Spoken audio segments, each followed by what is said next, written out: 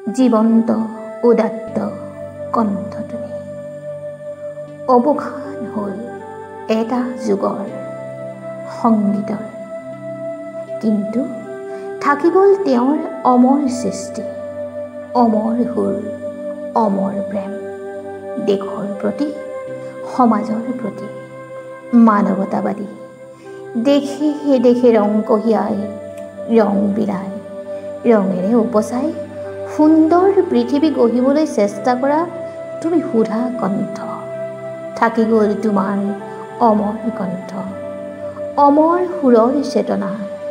কেৱল অসমীয়াই নহয়, বিশ্বৰে প্ৰিয় তুমি, যুগে যুগে অমৰ। জীৱনৰ উৰণীয়া মন, যাযাবৰ হৈ ফুৰা তুমি দুৰন্ত তৰুণ। জনতাৰ হৃদয়ত তুমি, জনতাৰ কণ্ঠত তুমি, জনতাৰ উশাহত তুমি।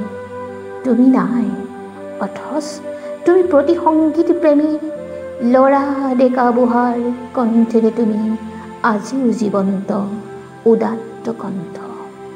সংগীত আকাশৰ তুমি এক উজ্জ্বল জ্যোতিষ্ক, যাৰ কেতিয়াও শেষ নাই, যাৰ কেতিয়াও মৃত্যু নাই।